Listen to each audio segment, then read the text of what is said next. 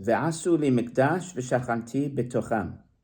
It's now Motzei Shabbat, Saturday night, and it was Rosh Chodesh Adar, Parashat Shekalim, and it was Parashat Teruma. And what's in here is very fascinating. We've mentioned a few times. And it says, V'asu li mikdash, you shall make me a sanctuary, v'shachanti b'tocham, and I will dwell among them. Again, means to dwell among them, but it really means dwell in the building, in it, bitocho, but through the building, he'll dwell in us. We're the bitocha, in them, in the people. Now, the Baal HaTurim has a famous thing where he says here, this is Tiruma Perek Kafhe 25, Pasuk Chet 8. V'shachanti, remez lebayit rishon. It's a hint to the first temple. V'shachan tu taf yud shanim, 410 years. Because it says, you shall make me a sanctuary, which implies the Bet HaMikdash. You know, the word v'shachanti is like the word of the Mishkan. This was the Mishkan here that Hashem is telling Moshe and Bnei Yisrael to build. But the word Mikdash is in there, so it's also referencing for the future Bet HaMikdash, or Batei Mikdash, plural.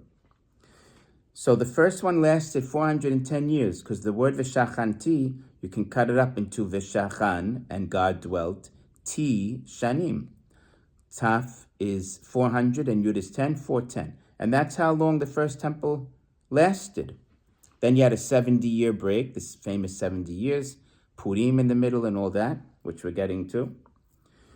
And then he says, after he says just something else, he says, V'sheni, v'yesh ba'otiot v'sheni. It has the words v'sheni in v'shachanti, which is the second one. And you're left with taf kaf, 420.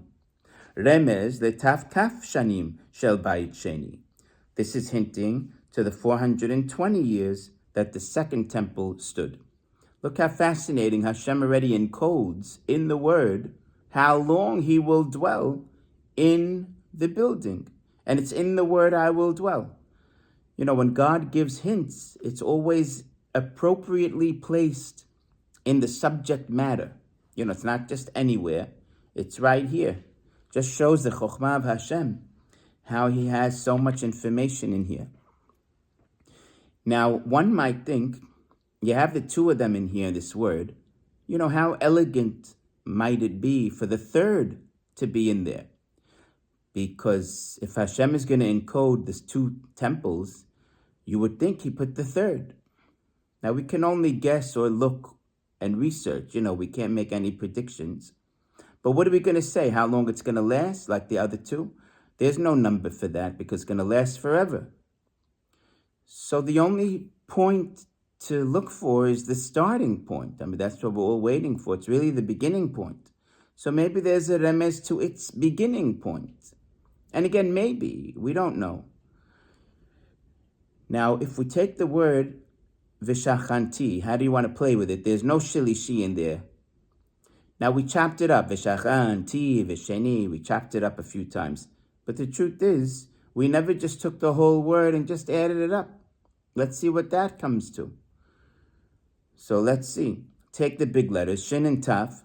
Taf is 4, Shin is 3, meaning 100. 700 you already have.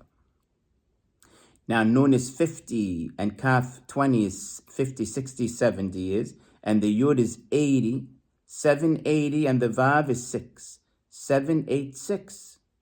Now this year happens to be 785. 5785, meaning. There were times where I thought maybe the Vav was going to be the great 5, and it was 5780 it would have been. Of course, COVID happened there, but there was no sign of the temple. And the COVID idea was another thing you can see about from Megillat Esther classes. But now if you add it up with the Vav, and don't use it for the big 5, so you have 786.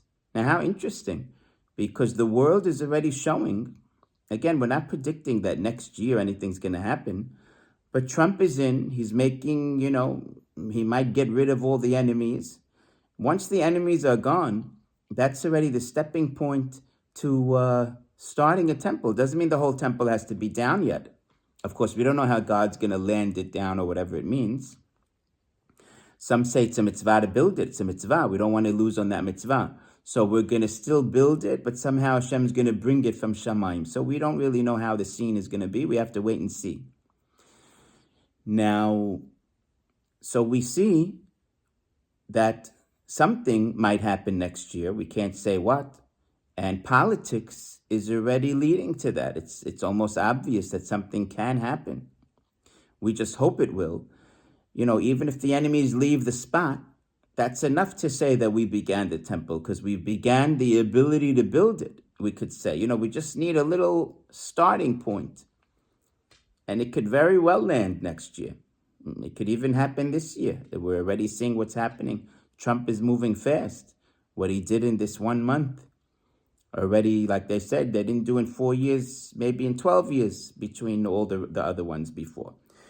Now, what's shocking is, this was my own idea to add up Veshachanti. Now, this next week, which is, we read today, because it's Motzei Shabbat, we read Tetzaveh. So I was also noticing another famous thing, that it says, Katit Lamaor. It's also about the temples. It says, Ve'ata tetzaveh b'nei Yisrael, you shall command b'nei Yisrael, Hashem telling Moshe without mentioning his name. And you shall take shemen zayit zach, pure olive oil, for lighting, to make an everlasting light, the ner tamid.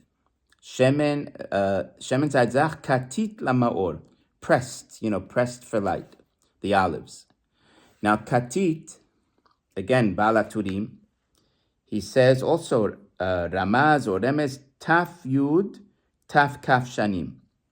The word katit is kaf taf yud taf. There it is, 420 and 410. So it's for the Beit HaMikdash. That the time, Yeheh Noheg, these shanim, these years, Yeheh Noheg hadlakat menorah, is when we had the menorah. Meaning it was the time of the temple. Katit is a famous thing about it. Now, a rabbi in Israel told me once, many years ago, that Lehalot Ner Tamid is like the third one. Meaning Tamid, you'll have the next one forever. Because you have two and then the third. Always you should think, if there's a remez of the two, the third should follow. So that's already given by rabbis. But I just was adding up again. I just said to myself, because I had the 786, I said, let's add up here, because Lehalot Ner Tamid is the reference to the third. Let's see if it adds up to something. And you won't believe it, Lehalot Ner, because Tamid is saying how long it'll be, forever. But Lehalot Ner is that it will be a candle. If you add that up, it comes to, let me just show you here, Lamed 30, Hey 5, Ayin 70, Lamed 30, Taf 400, if you want to do it yourself, Nun 50, Resh 200. If you add all that up, you get 785. Wow, almost the same number. Now 785 and 786 is the same, because you can always add one. You always add one. It's a rule of Gematria. Ephraim Menashe, Kiruven, Shimon, Yuli. Ephraim and Menashe is like Reuven and Shimon. It's -1 or +1. I don't remember which one has one. So it's showing it's the same. That's why you learn Gematria off 1 is the same. So look how I was stunned. I just said, let me add it up like for fun. And it came out to the same number as the other one. I couldn't believe it. 785, but we'll make it 6 because the other one was 6 and you can add 1. Who knows what's going to happen next year? Now, of course, even if anything happens, it doesn't mean we're predicting anything specific. But again, let's hope and wait and see what happens. And we'll know from hindsight what it is, Bezrat Hashem. Hopefully, it will be something that shows we're going to lead, Hashem's going to lead us to the temple. Now, this is 5785 that we're in right now. So let's see what happens even this year and next year, Bezrat Hashem.